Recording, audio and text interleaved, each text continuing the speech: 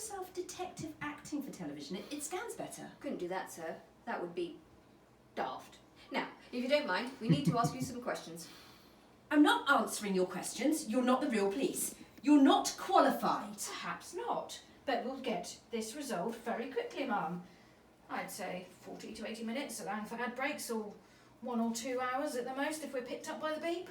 I'd like to pick you up by the beep. So I suggest you show us the crime scene.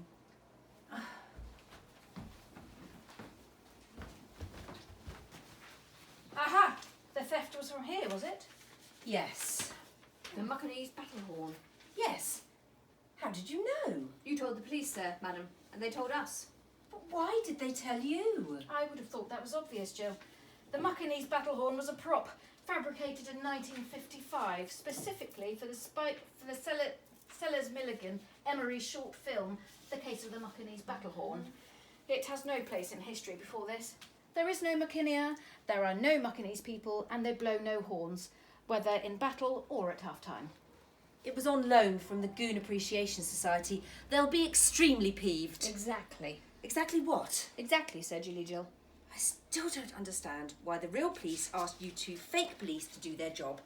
The job I, as a taxpayer, have paid them to perform. Ah, you've hit the nail on the head, Jill. Perform.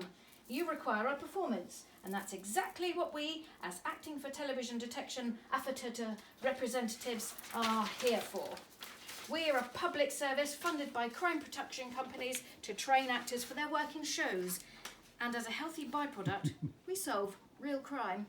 Detective Acting for Television School of Drama.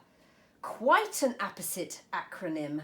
I'm sorry, Julius, but I don't speak Latin. Look, you two, you have no authority here, no right to be here, and frankly, I'll be a monkey's uncle if you're actually able to help. Jill, I think you should calm down and sit down. You're doing yourself a misservice. Oh, not again.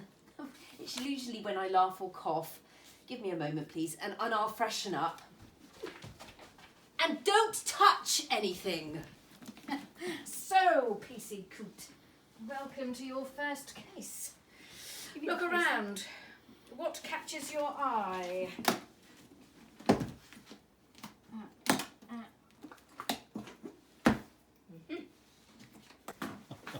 This looks like a clue. In what way is a photograph of the goons with their legs rolled up a clue? I'm not sure. Perhaps in a later moment during this case I might say, do you remember in the goon's photo there was a man wearing short trousers and there was something strange about his knees? Which man? That chap. There. Oh, that's the Welsh Kenyan singer Harry Sicombe. But there's nothing strange about his knees. That's a Labrador. No, Gov. About his knees. Not about his knees. You mean around his knees? No, sir. I mean his knees. Then just say so, Coot, without any of this about and around nonsense. Yes, sir. Do you remember in the goon's photo there was a man wearing short trousers and there was something strange? His knees. Whatever you do, don't make me laugh or cough. This morning's laundry isn't dry yet. I've been thinking, and you might as well try and help. Excellent. To the robbery then. What exactly was robberied? We've already discussed this. Look, the case. Ah, let's see now. Was the brick in there before the robbery? What do you think? What I think or what I don't think does not answer the question. No, the brick was not there before the robbery. So the thefter left a brick as a calling card. A calling brick. How much is a brick, Coot? To buy or rent, sir? To rent, of course. 3 pence per day. Sir, returning it after 9 p.m. incurs a further day's rental charge. Interesting. How so?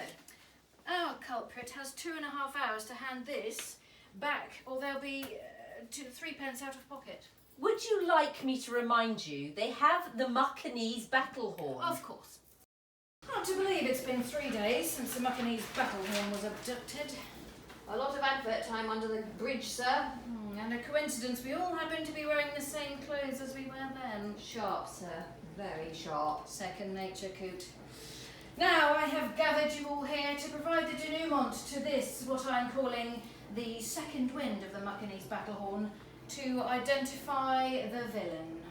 But there are only two of us here. Me and him. So it's him. Unless it's you, mademoiselle. Oh, silence the pair of you. This denouement is for me to denou. I have discovered who the villain is by forensic analysis of Sweating Jerry's rental book. That same brick has been rented out only twice before. 29th of April 1982 and the 7th of February 1983. That second date, or rather the day after, is legendary down at the classroom. The day Shergar was stolen.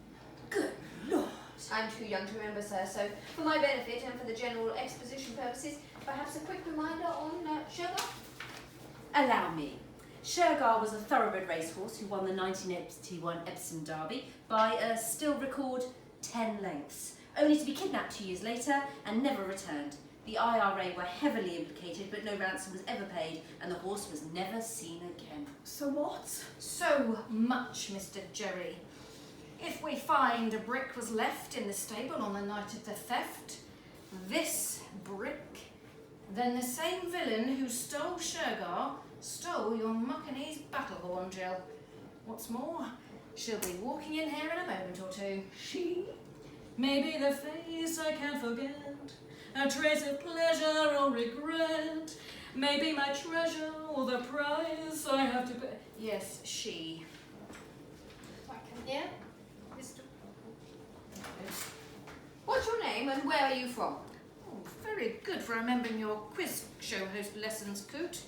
But this is acting for television detection, after to do. So, horse and horn thief, we have you at last. Horse what? This, Coots, is Evelyn Words. With a U. I know how to spell words. PC Coot, read Evelyn Words her rights. Evelyn Words, you have the right to stay silent, but anything you do say may be heard or recorded and later edited, regurgitated and twisted by the prosecuting lawyer in a smug manner. Anything you rely on in the court of law is likely to provide an unexpected plot twist which may be your doing or undoing, so help me God. Close enough, Coot. Close enough. Thank you, sir. So, I'm being arrested, eh? For what? You stole my Muckanese battle horn, apparently. Well, what? Not guilty. Then how do you explain the brick? The brick? How do I explain this brick?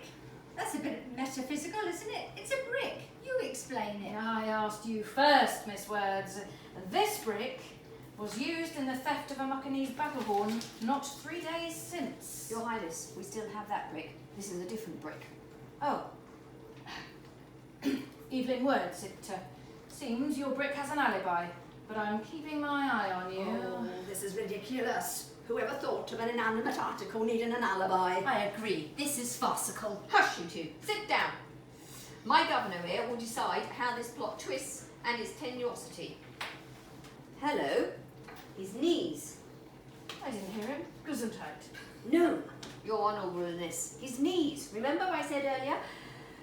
Do you remember in the goon's photo there was a man wearing short trousers and there was something strange? His knees.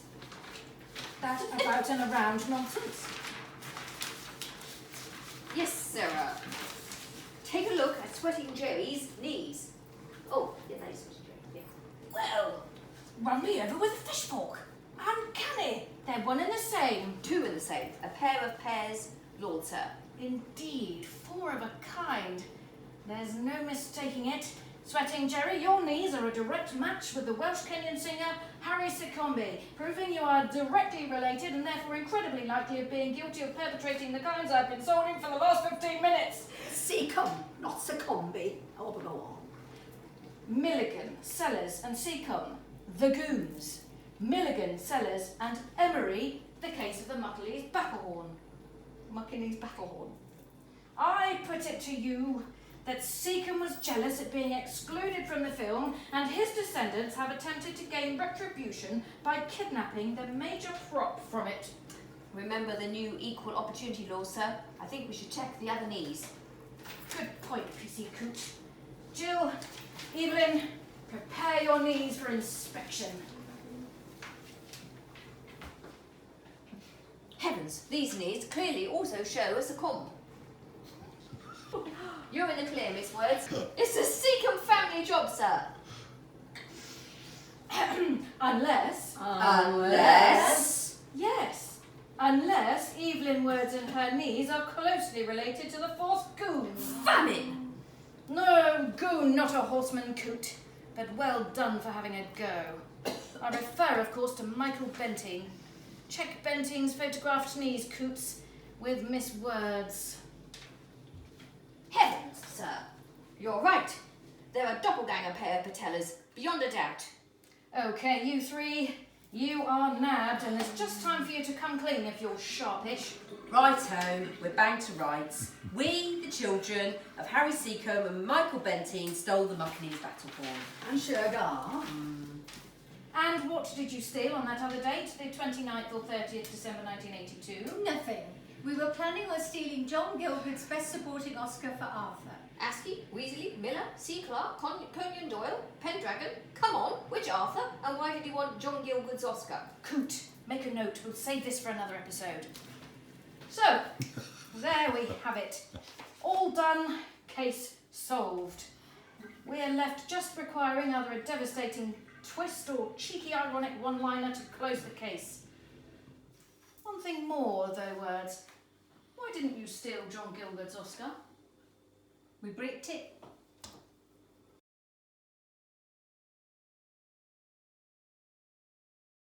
Photograph of the goons with their legs rolled up, a clue. I'm not sure, sir. With his legs rolled up.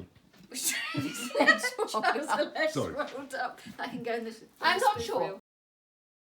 It's a Seacombe family job, sir.